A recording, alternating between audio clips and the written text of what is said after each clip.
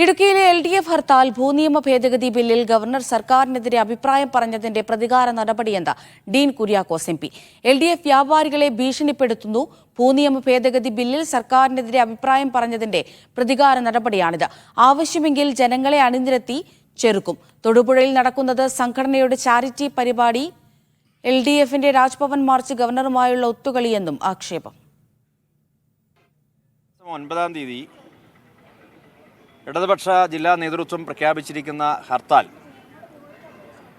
ജില്ലയിലെ വ്യാപാരി വ്യവസായി സമൂഹത്തിനും അതുപോലെ സകലമാന ജനങ്ങൾക്കും എതിരെയാണ്. ഗവൺമെൻറ്റിനെതിരെ അഭിപ്രായം പറഞ്ഞു എന്നതിൻ്റെ പേരിൽ ഈ വിധത്തിൽ അലങ്കോലപ്പെടുത്തുന്ന നടപടി തീർത്തും ജനാധിപത്യ വിരുദ്ധമാണ്.